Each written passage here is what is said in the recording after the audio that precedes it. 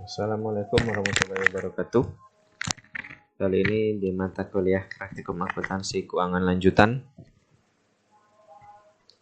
Pak akan coba menjelaskan materi kita di pertemuan kemarin, pertemuan 3 ya, tentang ekuitas.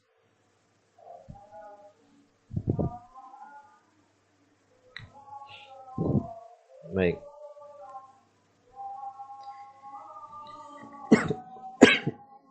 Pengertian ekuitas sendiri,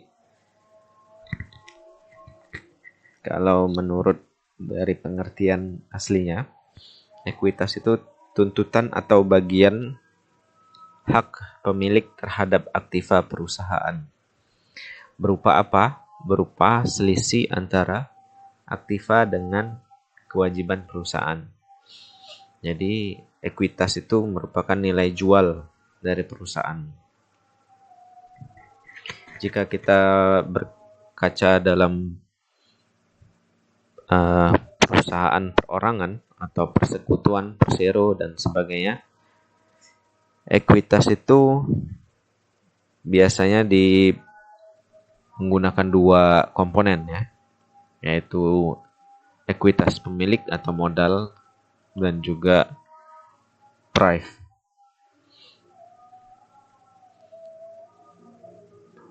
Biasanya juga disebut kalau misalkan sudah ada badan resmi, misalkan ada dua orang yang ingin membuat suatu perusahaan, katakanlah Ani dan Ina. Maka Ani dan Ina ini mereka harus menemui seorang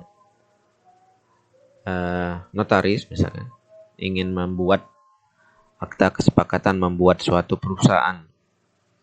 Maka mereka berdua mengumpulkan modal.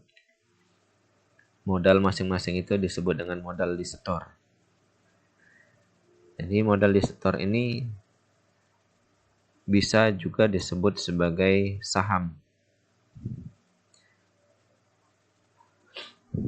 Karena saham ini mempunyai hak dan tanggung jawab yang sama antar pemegang saham terhadap perusahaan tersebut. Jadi saham itu juga bisa jadi bukti sebagai kepemilikan nilai dari sebuah usaha atau sebuah perusahaan. Ya, berarti sama dengan pemilik saham bisa dikatakan sebagai pemilik perusahaan. Tergantung jumlah saham yang ia miliki. Misalkan 80% saham berarti 80% perusahaan jadi miliknya. Dan dalam pembagian keuntungan, pembagiannya juga mendapatkan keuntungan yang lebih besar. Lebih kecil jumlah saham yang ia miliki, lebih kecil pembagian keuntungannya. Tanggung jawabnya sama dan dia juga tetap disebut sebagai pemilik perusahaan meskipun hanya 1%. Itulah saham.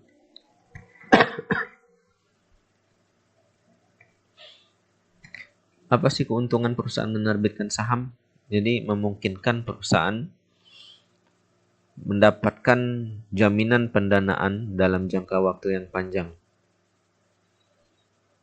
Ya, jadi lebih terjamin dalam segi finansialnya karena ada orang-orang yang mendukungnya. Dan itu diikat dengan sebuah surat saham ya.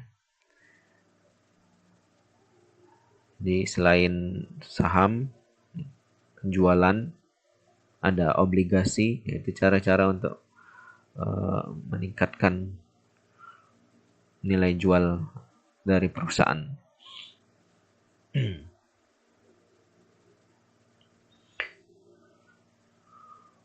Selanjutnya ada saham biasa dan ada saham preferen. Saham biasa dan saham preferen ini hampir mirip-mirip ya.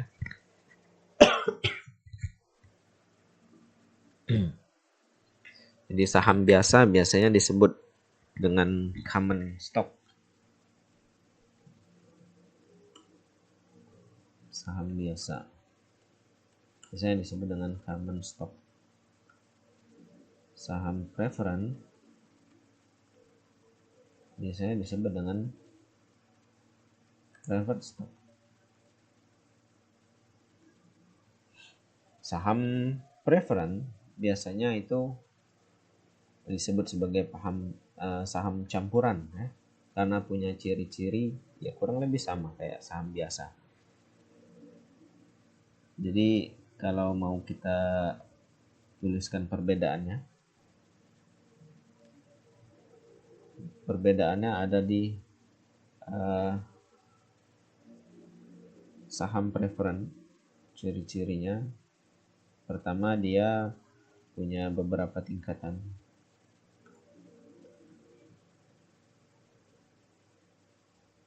Lalu tagihan terhadap aktiva serta pendapatan lebih diprioritaskan ketimbang saham biasa.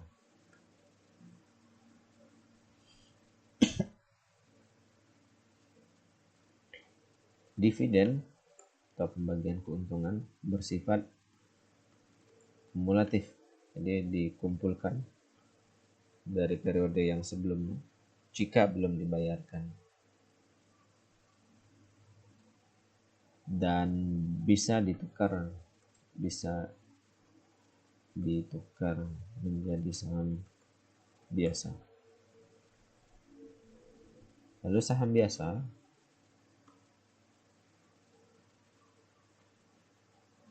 bisa memiliki kewenangan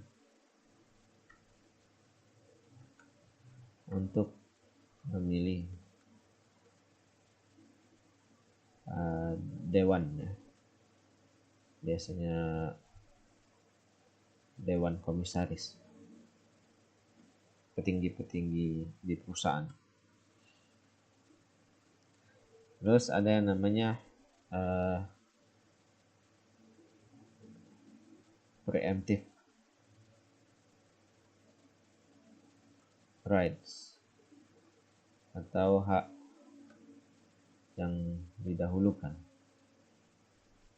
Ini prioritas. Jika ada saham yang baru, perusahaan menerbitkan saham baru, mereka akan diberikan kabar, ya, tentang harga, tentang jumlah saham yang disebar dan sebagainya. Jadi mereka mendapat keuntungan berupa informasi yang lebih dulu mereka terima. Tanggung jawab terbatas. Oke. Kita kembali ke sini. Ada yang namanya agio saham.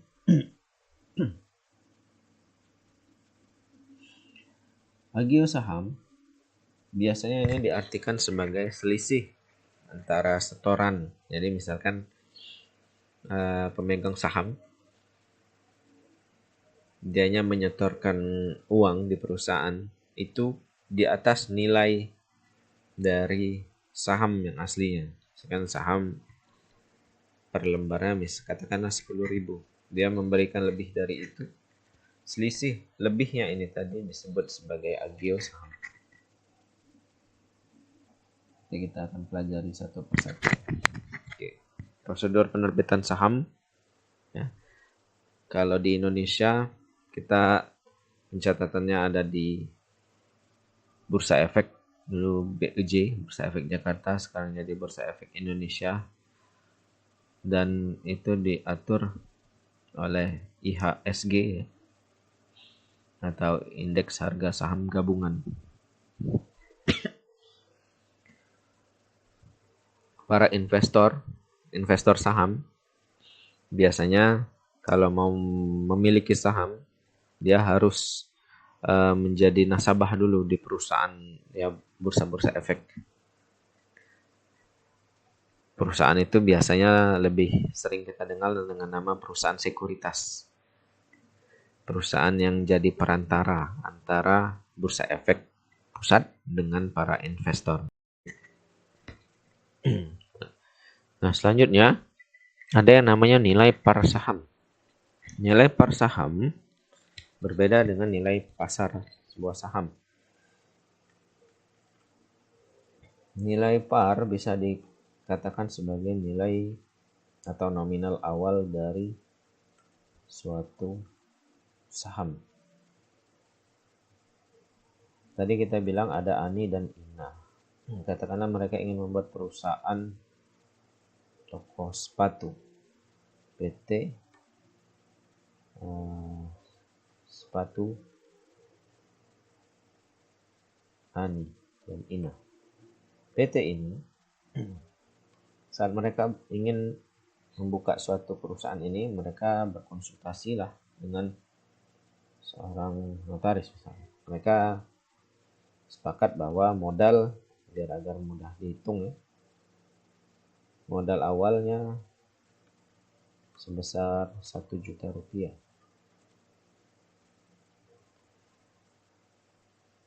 Mereka membuka perusahaan ini pada tahun 2019 misalnya. Modal awal 1 juta rupiah. Lalu mereka ingin menerbitkan saham. Jadi 1 juta itu berupa saham, katakanlah jadi 1000 lembar saham. Maka 1 juta dibagi 1000 maka menjadi 10.000. 1 juta dibagi dengan 1000 lembar saham. Katakanlah ya.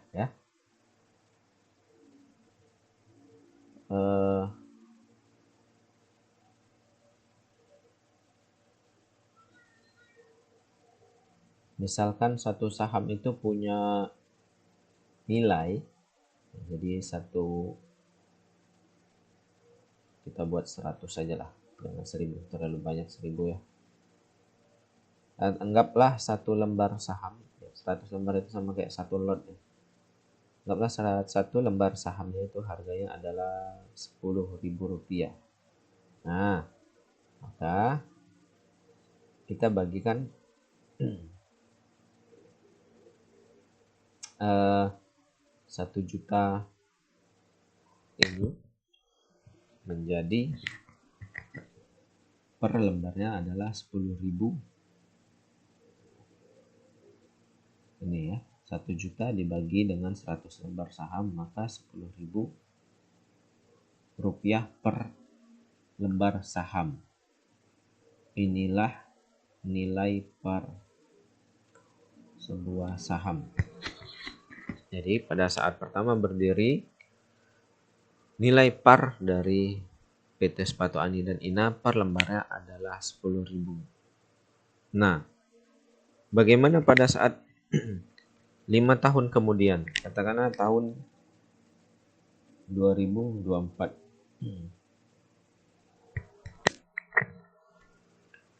Tahun 2024 mereka sudah membuat cabang. Perusahaannya ini, tokonya ini sudah banyak cabangnya. Katakanlah sudah ada 5 cabang, kantor cabang. Saat itu mereka berpikir bahwa jika mendapatkan modal yang lebih besar, maka percepatan pertumbuhan cabang mereka lebih besar. Maka mereka memutuskan untuk mengajak orang lain untuk bergabung. Katakanlah Andi di sini bergabung di tahun kelima. Saat Ani dan Ina berpikir bahwa mereka membutuhkan modal tambahan sebesar 10 juta rupiah, katakanlah. Saat Andi datang, dia akan menyetorkan uang 10 juta rupiah. Maka apakah harga saham dari perusahaan ini masih sama seperti harga awalnya, yaitu 10.000 per lembar? Jika memang demikian, keuntungan yang akan didapatkan oleh Andi akan jauh lebih besar dibandingkan keuntungan yang didapat oleh Ani dan Ina. Misal, dengan uang 10 juta itu,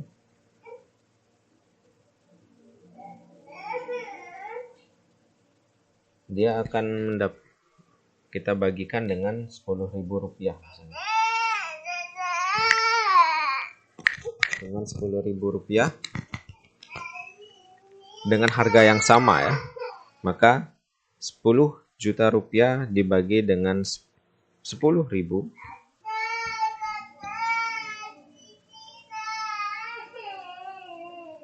maka dia akan mendapatkan 100 ya, 100 lembar saham.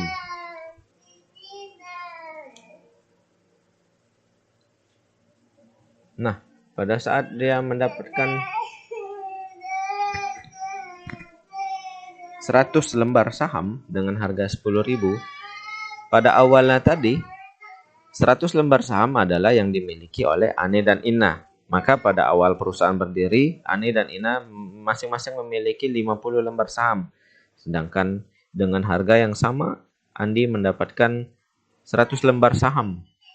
Nantinya pembagian keuntungan akan lebih besar didapatkan oleh Andi karena jumlah saham yang dia miliki lebih besar.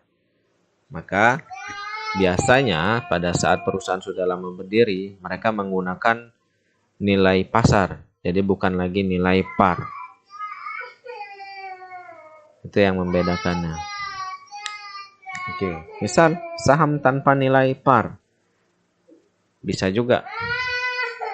Saham tanpa nilai par misalkan PT Merapi.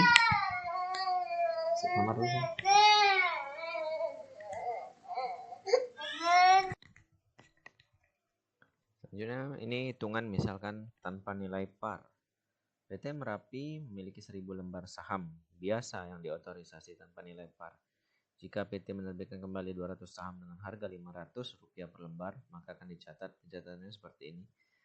Dari 500 dikali dengan 200 lembar saham ya.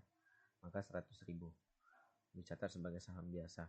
Tetapi jika saham yang diterbitkan memiliki nilai yang ditetapkan sebesar Rp200, maka pencatatannya kas 100.000, saham biasanya 240.000, dari Rp200 dikalikan dengan 200 lembar saham jadi 40.000. Agionya, selisihnya, maka 100 dikurang 40 yaitu 60.000. Saham diterbitkan dengan sekuritas lain. Oke, langsung contoh. Misalkan pada PT DEF menerbitkan 500 lembar saham biasa dengan nilai par 100, nilai wajar 600, serta 200 lembar saham preferen dengan nilai par 200, nilai wajar 1000, dijual dengan lump sum 400.000. Lump sum di sini artinya adalah penjualan secara menyeluruh, jualan tunai, bayar langsung, cash ya, 400.000. Pencatatannya seperti ini. Saham biasa, jumlah saham awal 500 dikalikan dengan nilai wajarnya yaitu 600, maka didapat 300.000. Saham preferen 200 dikalikan dengan nilai wajarnya yaitu 1000, maka 200.000. 300 ditambah 200 totalnya 500.000. 300 dibagi dengan 500.000 dapatlah 0,6 atau 60%. 200 dibagi 500.000 dapatlah 0,4 atau 40%. Alokasinya saham biasa dan preferen, harga penerbitannya pertama kita lihat harga penerbitannya sama yaitu 400.000 ya, jual lump sum tadi. Alokasinya biasa 60% dari sini, preferen 40%, maka tinggal dikalikan 240 untuk yang biasa, preferen 140, totalnya 400.000. Pencatatannya kas harus 400.000 yang masuk. Maka saham preferen 200 lembar, yaitu yang di saham preferen ini, serta 200 lembar saham preferen, dikalikan dengan nilai parnya Rp200, 40.000. Agionya, selisihnya 160.000, dapat dari ini, ya, preferen 160.000, dikurangi dengan nilai saham preferennya 40.000, jadi 120.000. Saham biasa sama 500 dikalikan dengan 100 yaitu nilai parnya dapat 50.000. Agio sahamnya tadi itu 240.000 ya dari sini. Dikurangi dengan saham biasa 50.000 jadi 190.000. Totalnya kredit 400.000. Begitu juga misalkan diterbitkan dengan sekuritas lain dengan metode penambahan. Anggap nilai wajarnya tidak diketahui. Lebih gampang. Saham biasa 500 dari sini. Nilainya 600, 300.000. Saham preferennya tidak diketahui nilai wajar. Maka kosong aja. Ini harusnya 200 ya, bukan 100. Lalu alokasinya biasa tadi kosong. Totalnya 300 ya. Maka harga saham preferennya total dari lamsamnya 400.000 dikurangi dengan yang biasa 300.000 maka 100.000. Totalnya 400.000 dari nilai keseluruhan. Pencatatannya sama. Kas 400.000. Saham preferennya 200 dikalikan 200 lembar. Ini bisa karena di pencatatan menggunakan nilai par. 40.000. Agio sahamnya selisihnya 100.000 didapat dari yang ini tadi. Total preferennya dikurangi dengan 40.000 maka 60.000. Saham biasa 500 dikalikan dengan nilai par 150.000. Agio saham biasa tadi dapat 300.000 dikurangi dengan 50.000 250.000. Total dikredit 400.000. Baik. Masih panjang bahasan tentang saham di bawah. Tapi ini bisa kalian pelajari. Karena yang intinya adalah yang di atas tadi antara. Karena sama, saham treasury bisa kalian pelajari. Bisa dilihat dari PSAK juga. Ini kurang lebih sama. Misalkan ini saham biasa 200 par, 20.000 per lembar, diisukan dan beredar. Dikalikan aja 4 juta. Agionya 6 juta, laba ditahannya 20 juta. Total ekuitasnya didapat 30 juta. Jadi inilah ekuitas ya. Antara selisih ya, agio, antara laba yang ditahan, antara saham yang dimiliki, semuanya itu termasuk sebagai ekuitas. Pencatatannya misalnya reakuisisi. Kalau akuisisi artinya mengambil alih suatu perusahaan, maka reakuisisi mengambil ulang suatu perusahaan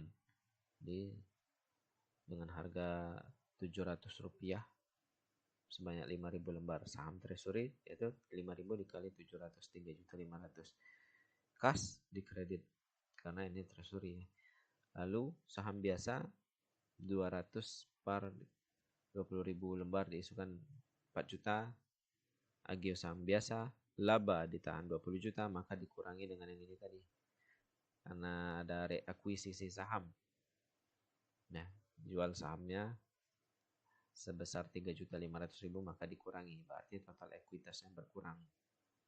Yang tadinya 30 juta maka ini jadi 26.500.000. Menjual kembali saham treasury-nya 500 dengan harga 1.000. Kas masuk dong. Ya kan? Karena menjual kita dapat 500 dikalikan 1.000 500.000. Saham treasury-nya berkurang 350.000. Agio-nya selisihnya dikurangin aja 500 dikurang 350.000.